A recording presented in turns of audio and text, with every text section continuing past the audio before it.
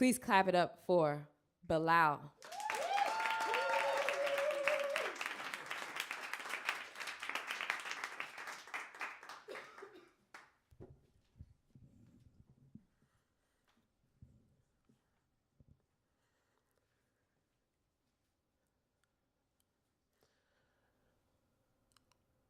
For the first 25 years of my life, I kept my relationship with my father at a distance.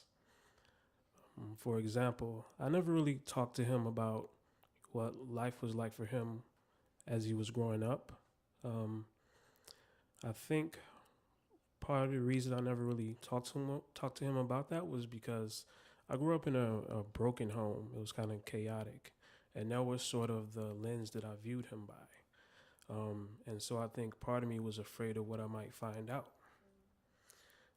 But one thing I did know was that at one point my dad was in the Navy.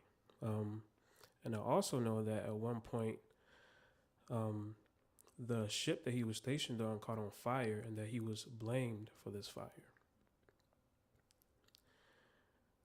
So the longest day of my life was the morning after I found out that my father suffered a heart attack.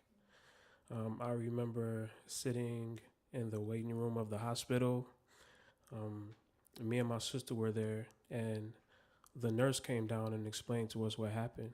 He had blockages in his major arteries of his heart, and he would require quadruple bypass surgery.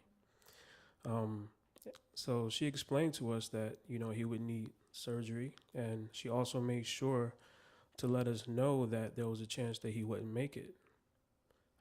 So later on that day, eventually my mother and my aunt arrived, and we were all waiting in a different section of the hospital. Um, they decided to go ahead with the surgery. It was a really long day. Like I think it took about 6, 7 hours. Um, so after the surgery was complete, the doctor came to let us know that it was successful. It was a successful surgery, and we can go see him.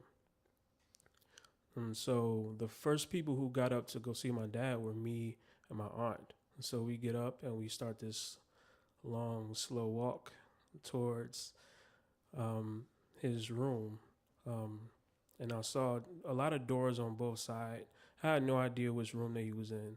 Um, and it turns out that he was in the first room on the left.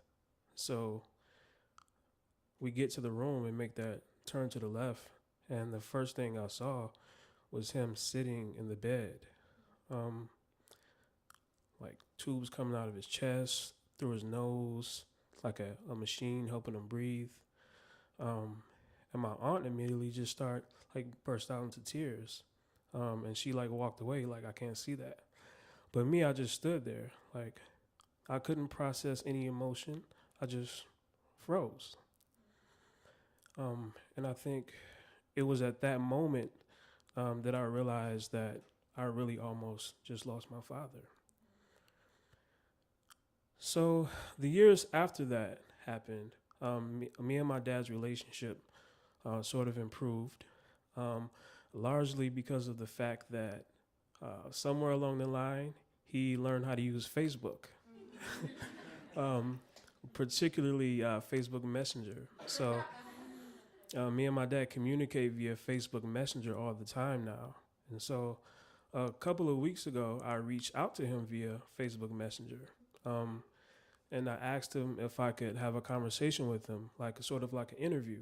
Um, the way I did it is I said, like, there's so much going on in the world these days, and none of us know if we'll ever see another day. And he agreed to it. So about a week later, we have this conversation. Um, and part of the conversation was I actually asked him about his experience in the Navy. And so around that time, he was part of the Nation of Islam. And there indeed was a fire inside of his ship. And the officers who are ranked above him pinned it on him. Um, I guess the fact that he was with the nation was like enough probable cause. So they tried to get him to confess to doing this, and but he denied it because he knew that he didn't do it. He stood his ground, and he didn't agree to accept blame for something that he wasn't responsible for. And he continued his time in the Navy and was honorably discharged. And so after I learned of this story, that was the moment that I realized how brave my dad was, and that I never really had anything to fear about his past in the first place, and that I should celebrate his legacy. So, love you, Pops.